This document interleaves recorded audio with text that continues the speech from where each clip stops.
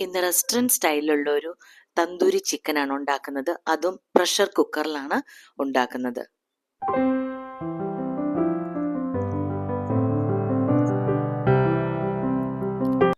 ഇതിനു വേണ്ടി 6 കഷ്ണം ചിക്കൻ പീസാണ് എടുത്തിരിക്കുന്നത്. അത് നന്നായിട്ടൊന്ന് വരഞ്ഞു വെക്കുന്നുണ്ട്.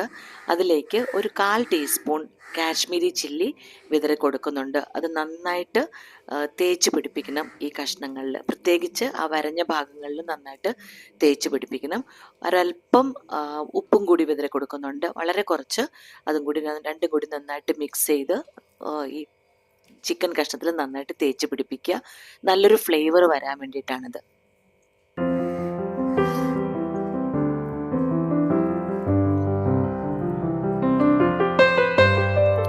ഇതൊരു 15 മിനിറ്റ് നമുക്ക് റെസ്റ്റ് ചെയ്യാൻ വയ്ക്കാം. ആ സമയത്തിൽ നമുക്ക് ഇത് മാരിനേറ്റ് ചെയ്യാനുള്ള കാര്യങ്ങളിലേക്ക് നോക്കാം. ഒരു 1/2 കപ്പ് കട്ട തൈര് എടുത്തിട്ടുണ്ട്.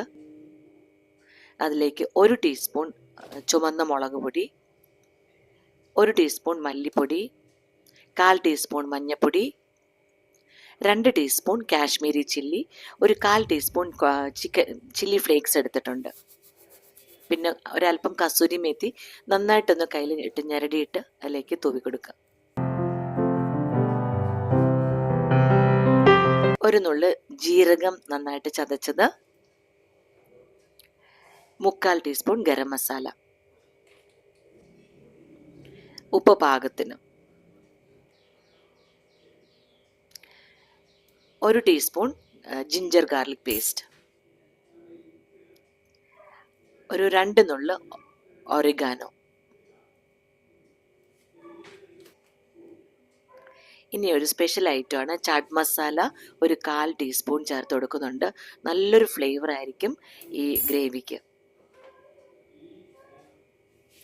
അതിലേക്കൊരു ചെറുനാരങ്ങയുടെ 4/1 പിഴിഞ്ഞൊഴിക്കുക.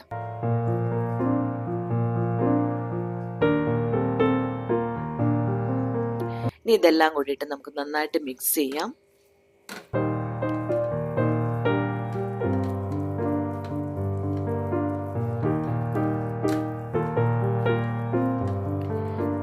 വളരെ ടേസ്റ്റി ആയതും നല്ല ഫ്ലേവർ ഉള്ളതായിട്ടുള്ളൊരു മസാലക്കൂട്ട് ഇവിടെ റെഡി ആയിട്ടുണ്ട്. അതിൽ നമ്മൾ ചിക്കൻ പീസ് നന്നായിട്ട് പുരട്ടി വയ്ക്കുക.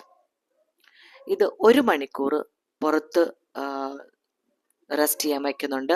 അതിനുശേഷം ഒരു 1.5 മണിക്കൂർ ഞാൻ ഫ്രിഡ്ജിൽ വയ്ക്കുന്നുണ്ട്.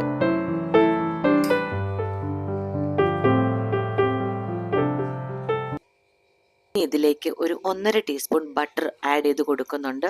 ബട്ടർ റൂം ടെമ്പറേച്ചറാണ് നല്ലത്. ഇത് അല്പം തണുപ്പുണ്ട് ഫ്രിഡ്ജിലിരുന്നായതുകൊണ്ട് കുഴപ്പമില്ല. എന്നാലും നന്നായിട്ട് ഒന്ന് മിക്സ് ചെയ്ത് വയ്ക്കുക. കഷ്ണങ്ങൾ നന്നായിട്ട് മിക്സ് ചെയ്യുക. അത് വെന്ത് വരുമ്പോൾ ശരിയായിക്കോളും. ഓരോ കഷ്ണത്തിലും ഈ ബട്ടറിൻ്റെ കുറച്ചെങ്കിലും പറ്റിയിട്ടുണ്ടെന്ന് നമ്മളൊന്ന് ഉറപ്പ് വരുത്തിയാൽ മതി. അങ്ങനെ അത് വീണ്ടും ഒരു 15 മിനിറ്റ് ഇരിക്കട്ടെ.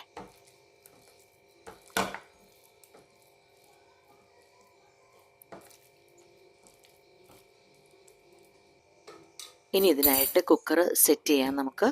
അതിനായിട്ട് കുക്കറിലേക്ക് നമ്മൾ ഇതുപോലെ ഒരു റിങ് വെച്ച് കൊടുക്കുക. ആദ്യം ആ റിങ്ങിന് മേലേക്ക് നമ്മളൊരു പരന്ന ഒരു പ്ലേറ്റ് വെച്ച് കൊടുക്കുക.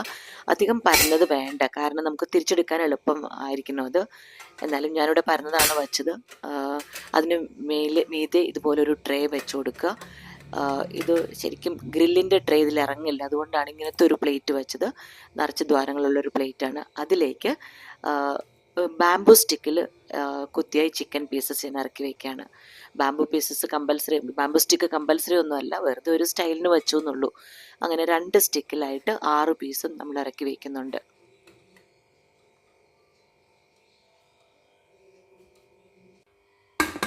ഇനി അത് കുക്കറിൻ്റെ മൂടി വെച്ച് തന്നെ അടയ്ക്കാം. പക്ഷേ ഗ്യാസ്കറ്റ് മാറ്റിയിരിക്കണം, അല്ലെങ്കിൽ അത് നല്ല ചൂടിലുരുകി പോവും. പിന്നെ അതിൻ്റെ നോസിൽ ഞാനൊരു പേപ്പർ കഷ്ണം കൊണ്ട് ടൈറ്റായിട്ടൊന്ന് അടച്ചു വയ്ക്കുന്നുണ്ട്. കാരണം ഇതിൻ്റെ ചൂട് പുറത്ത് പോകാതിരിക്കാനാണ്. നമ്മൾ ഈ കുക്കിംഗ് ചെയ്യുന്നത്. ആദ്യത്തെ ഒരു 15 മിനിറ്റ് നല്ല ഫുൾ ഫ്ലെയിമിലാണ്.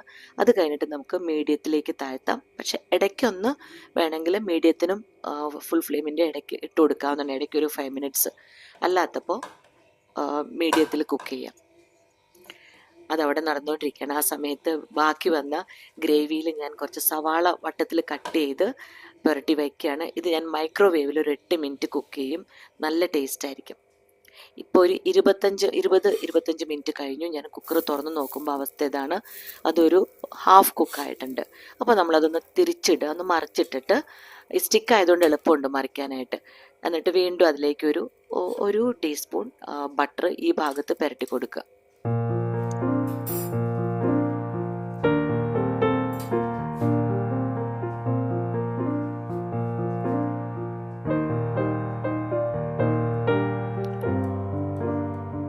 വേണമെങ്കിൽ കുക്കർ കുറച്ച് നേരത്തേക്കൊന്ന് ഓഫ് ചെയ്തിട്ടാവാം, കയ്യിലേക്ക് ആവിയും ചൂടും വരാതിരിക്കാൻ. ഇത് മറിച്ചിട്ട് പുരട്ടുന്ന സമയത്ത് വേണമെങ്കിൽ ഒരു 2-3 മിനിറ്റ്സ് ഓഫ് ചെയ്തിടാം.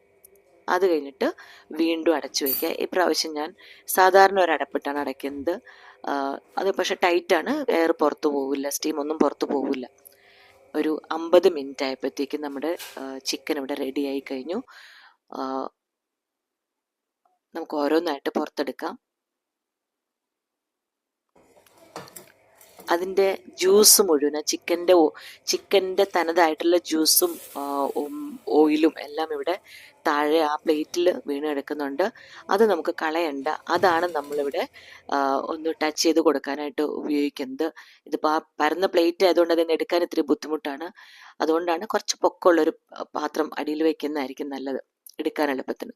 അപ്പം ഇത് ആ ചിക്കനിൽ നമ്മൾ പുരട്ടി കൊടുക്കുകയാണ്. അപ്പോൾ ചിക്കൻ നല്ല ജ്യൂസി ആവും, നല്ല ഗ്ലേസിങ് ഉണ്ടാവും.